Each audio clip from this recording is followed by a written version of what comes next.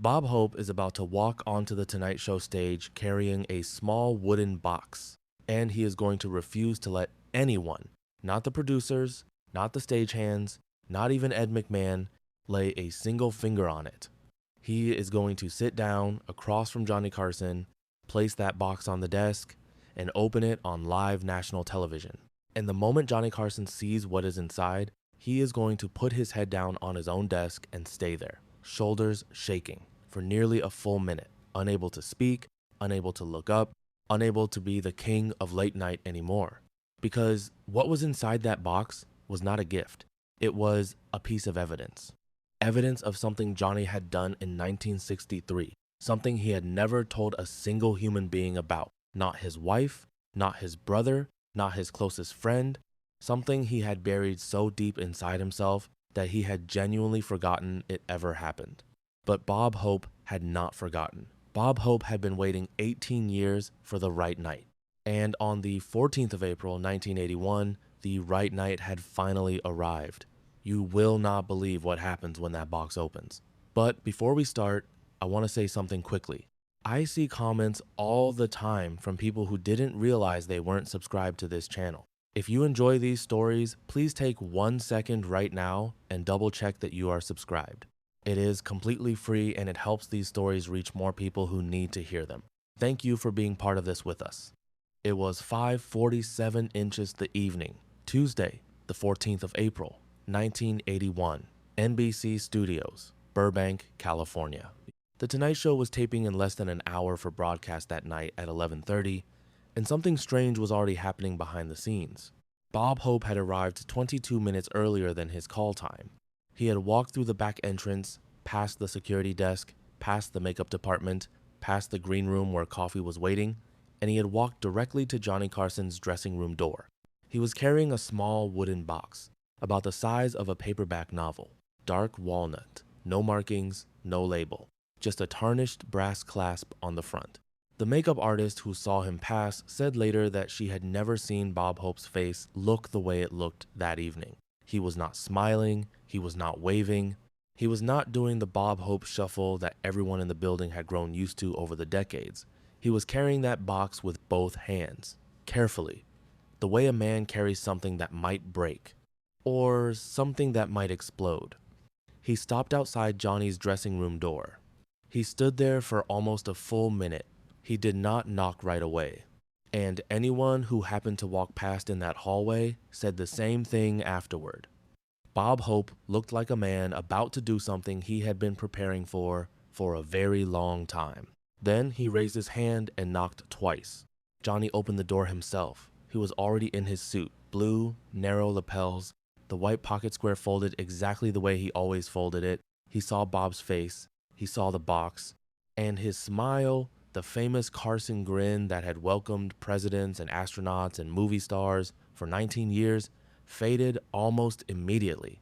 "Bob," Johnny said quietly, "are you all right?" Bob did not answer the question. He just held up the box slightly. "I need 10 minutes, Johnny, before the show. Right now." Johnny stepped back without a word. He let Bob inside.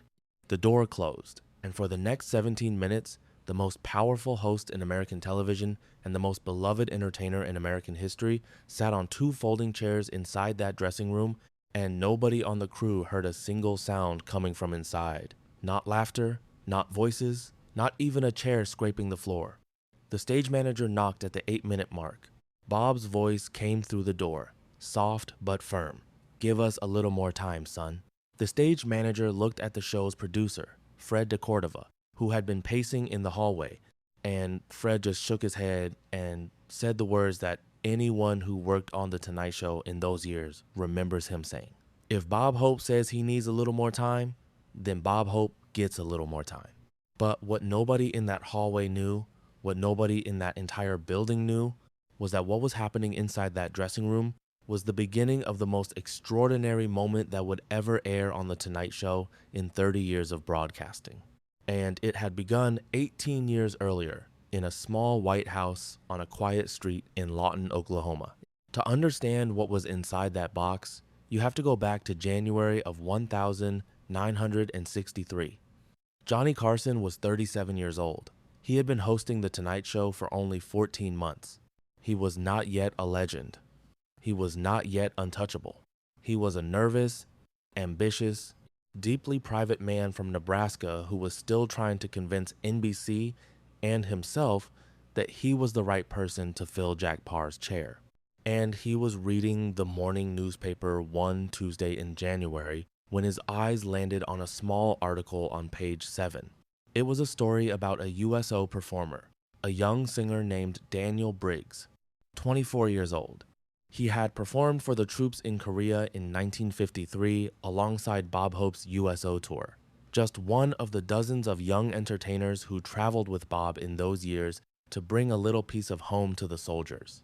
Daniel had come back from Korea and tried to build a career in entertainment. He had failed. He had ended up working as a delivery driver in Lawton, Oklahoma.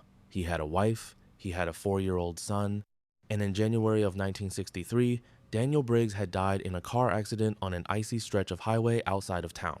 The article was small, 2 paragraphs. It mentioned that his family was struggling, that there was no life insurance, that a fund had been set up at the local Baptist church to help his widow and his little boy. Most people would have read those 2 paragraphs, felt a moment of sympathy, and turned the page.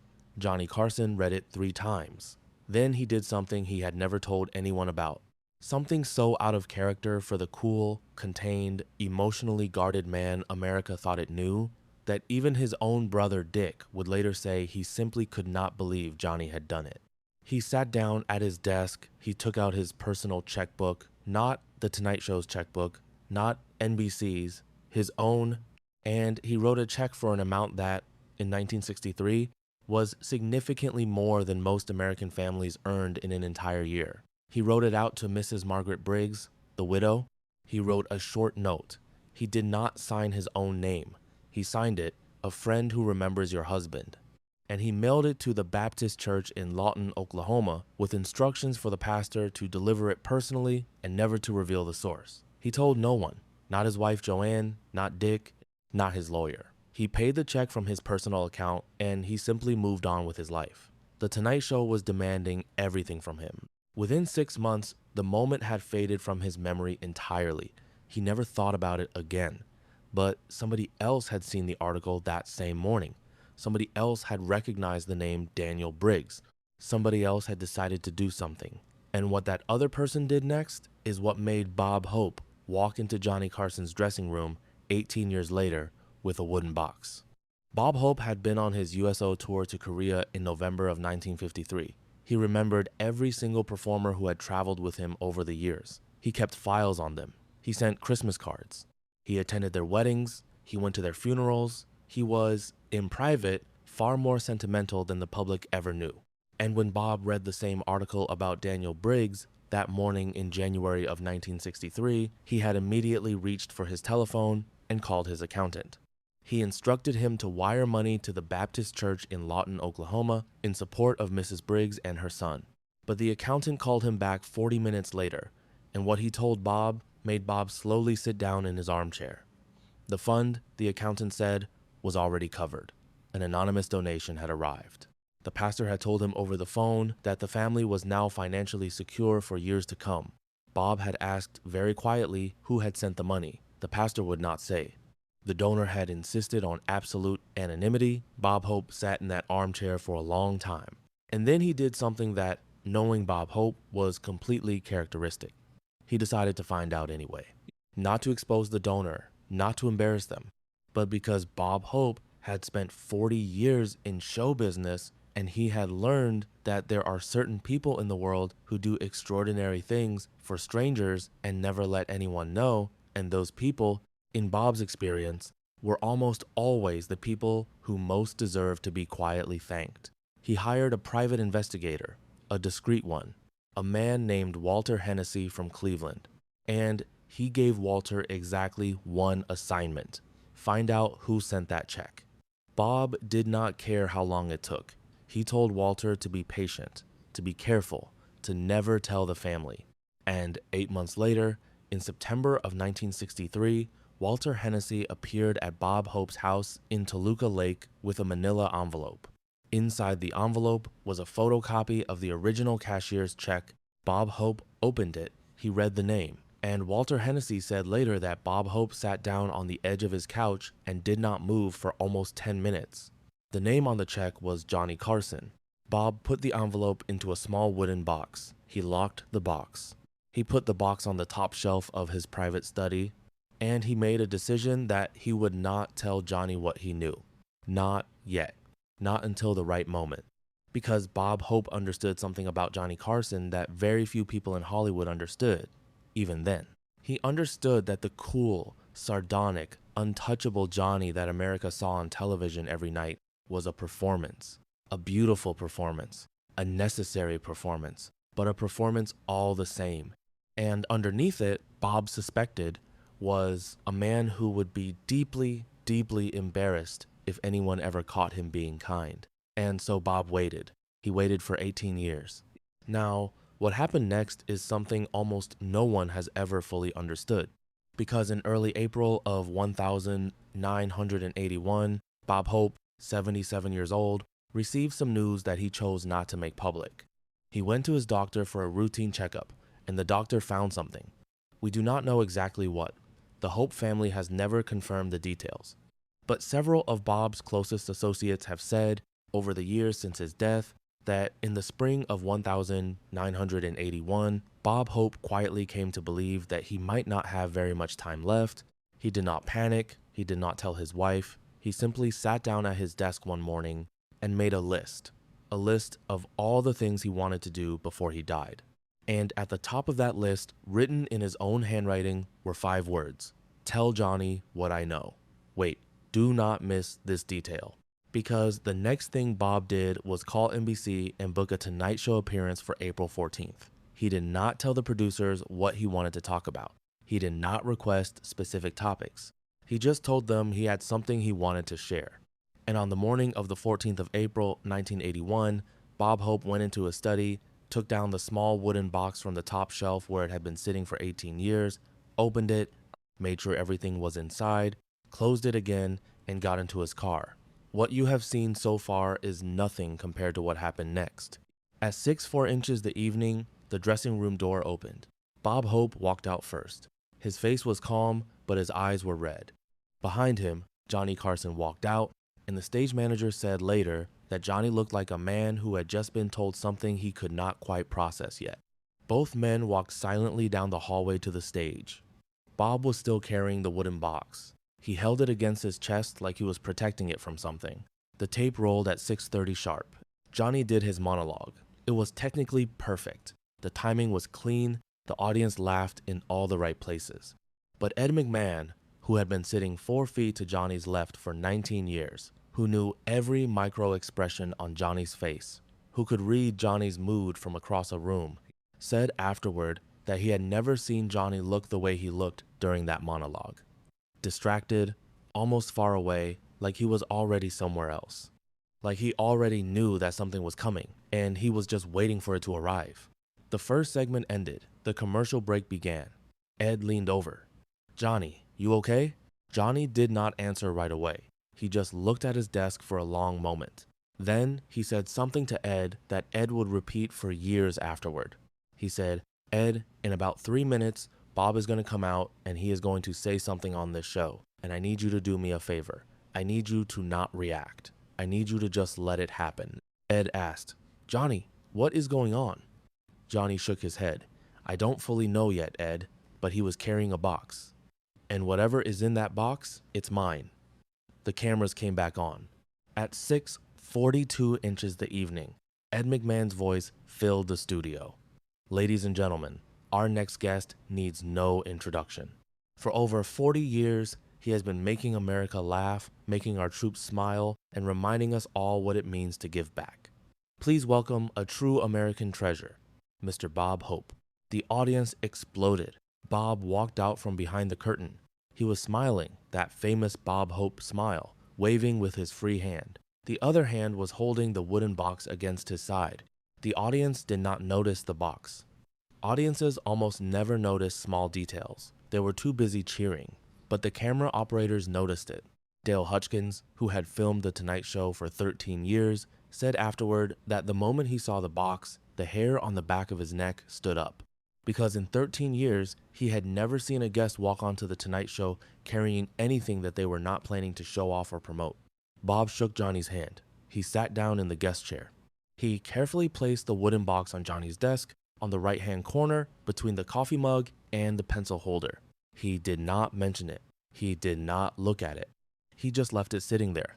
And Johnny did not look at it either. Johnny just smiled at Bob and said, "Bob, it is always wonderful to see you." Bob smiled back. "It is always wonderful to be seen, Johnny." The audience laughed. They were not going to laugh again for almost 20 minutes.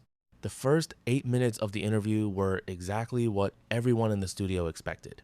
Bob and Johnny had a rhythm together that they had developed over hundreds of appearances. Bob told a story about a recent golf game. Johnny made a quick joke about Bob's swing. Bob ribbed him back. The audience laughed at all the right places. But then, at the 6:51 mark, Bob did something that made Ed McMahon glance sideways. Bob stopped talking. He looked down at the wooden box on the desk. He reached out with one hand and placed it on top of the box. Just rested it there. And then he looked at Johnny. "Johnny," Bob said, his voice changing, becoming quieter, more deliberate. "I want to talk about something tonight that I have never talked about on this show before." The audience went quiet. They could feel the shift. Johnny leaned forward slightly. "Of course, Bob. What is it?" What? Bob took a long breath.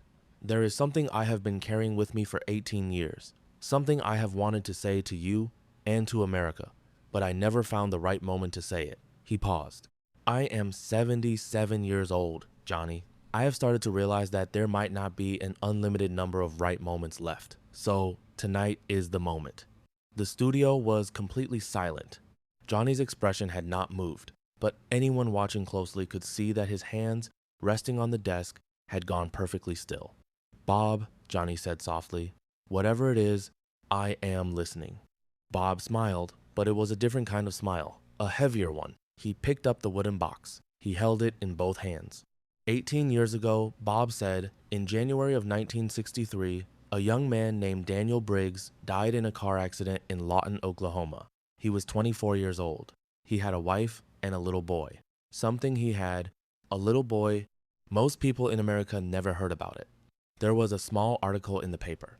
That was all. Bob paused. But Daniel Briggs had toured with my USO group in Korea in 1953. He was one of my boys. And when I saw that article, I knew his family was in trouble. I called my accountant to send help. He looked at Johnny, and my accountant called me back and told me that the family was already taken care of. Someone else had already sent help. Someone who had sent so much money that the family would be fine for years to come. And that someone had insisted on remaining anonymous. Bob's voice was quiet now. The studio was hanging on every word. "I tried to thank them," Bob said. "I thought, whoever this is, they deserve to know that someone noticed what they did, but they would not come forward.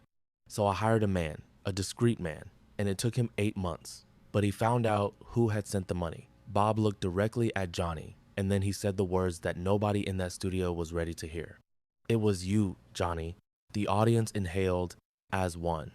Johnny Carson did not move for a long moment. He just looked at Bob. The cameras zoomed in. 23 million Americans watched Johnny Carson's face go pale.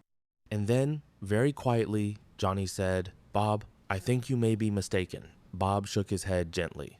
"I am not mistaken, Johnny." He opened the wooden box. He reached inside, and he pulled out a single piece of paper. He placed it carefully on the desk in front of Johnny. It was the photocopy of the original check. The check Johnny had written in January of 1963. Johnny looked down at it. He stared at it for a long time.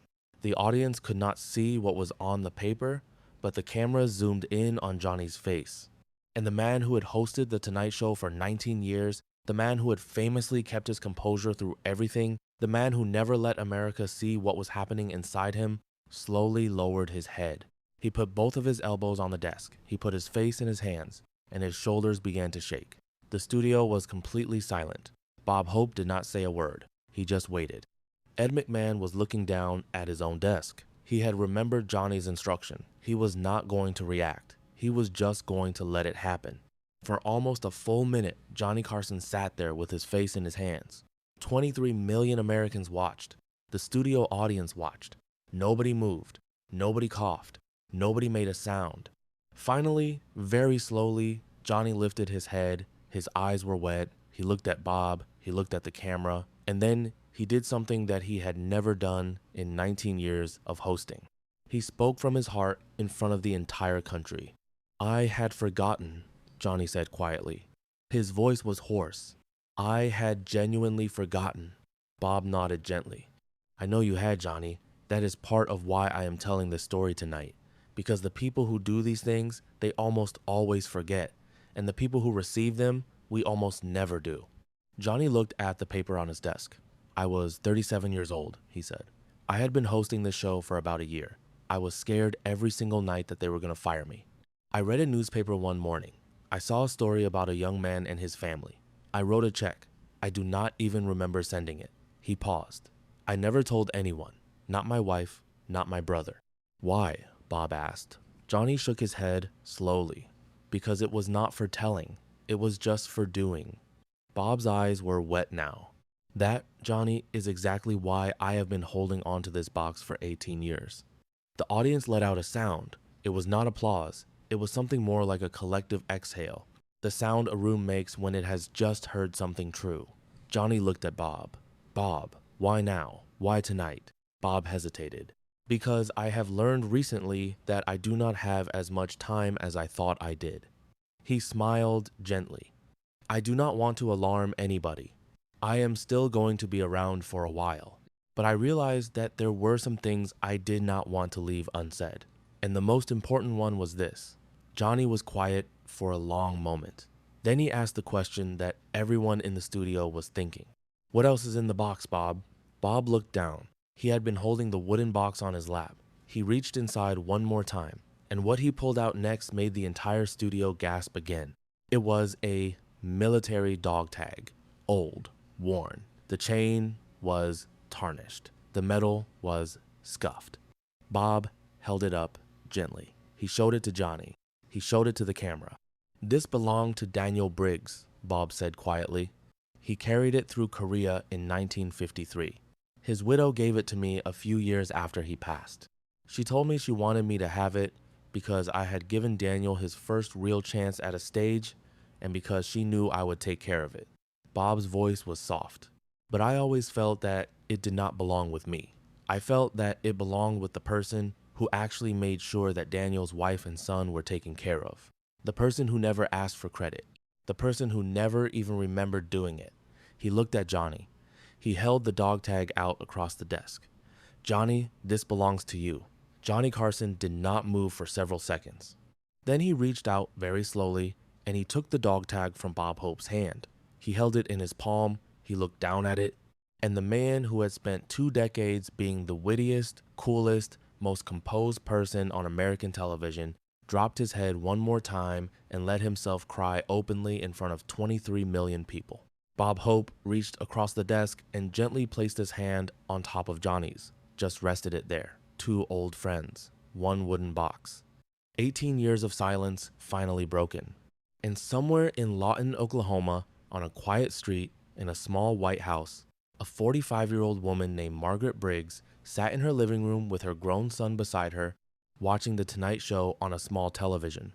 And they were both crying too. Because for 18 years, Margaret had wondered. She had wondered who had sent that check that had saved her life. She had wondered who had paid for her son to go to college. She had wondered who had quietly continued to send anonymous money every Christmas, year after year, for 18 years. She had never known. And now she did. The Tonight Show ran 15 minutes over its scheduled time that night. NBC received no complaints. The switchboard was overwhelmed by 11:50 p.m. Eastern Time, before the broadcast had even ended on the West Coast. By midnight, every line in the building was busy. By 6 in the morning, the calls were still coming in. And not from fans of Bob Hope or fans of Johnny Carson specifically. They were coming in from people all over the country who had their own quiet kindnesses they had never told anyone about. People who had given anonymously. People who had paid for a stranger's groceries. People who had sent a check to a family they had never met. People who, for one reason or another, had decided years ago that some things should be done quietly. They were calling because, for the first time, somebody on national television had said out loud that those things mattered. Mental health organizations across the country reported that the broadcast triggered something they had rarely seen before.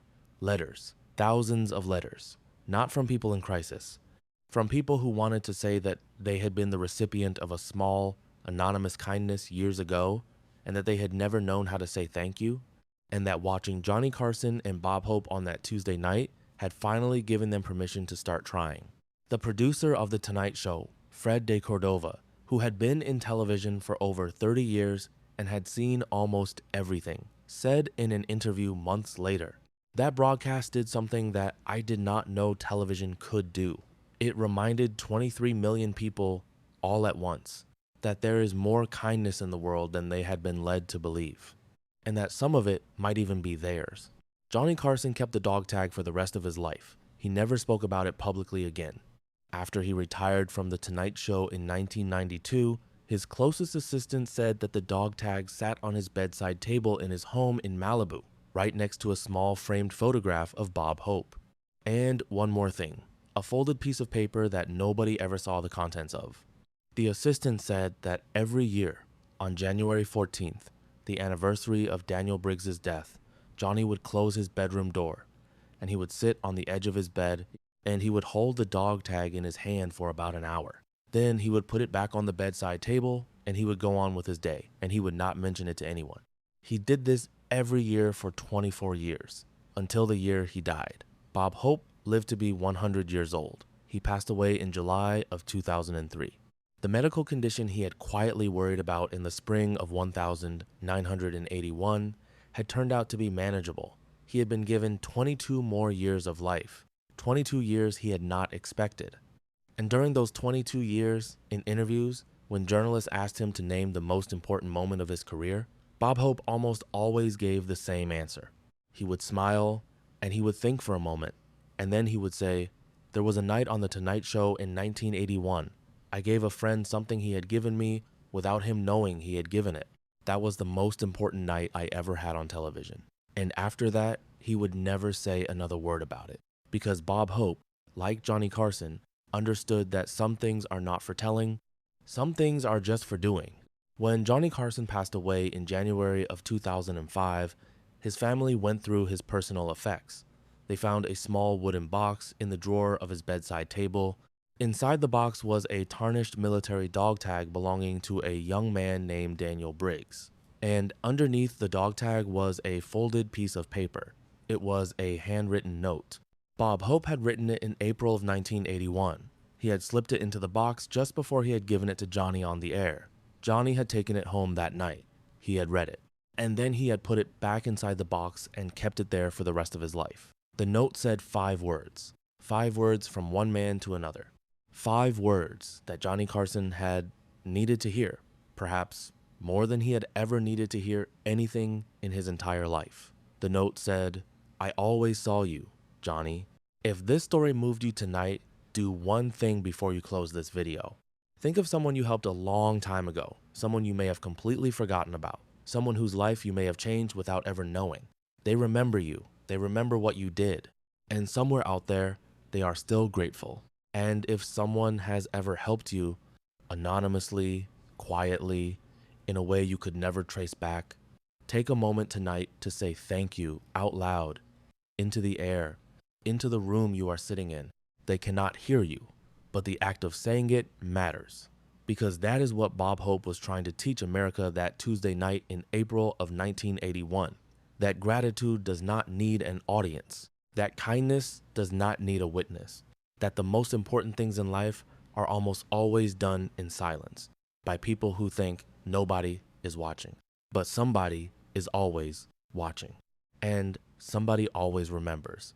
Subscribe to this channel so you never miss these stories. Share this with someone who you think might need to hear it tonight. And drop a comment below telling me where in the world you are watching from, and tell me about a small kindness someone once did for you that you have never forgotten. Let's remember them here together. Because the truth is, every single one of us is carrying a small wooden box of our own. And someday, the right moment will come to open it. Make sure when that moment arrives, you are brave enough to say the words, just like Bob Hope said them, just like Johnny Carson heard them, just like Daniel Briggs's family finally heard them, 18 years too late, and yet somehow exactly on time.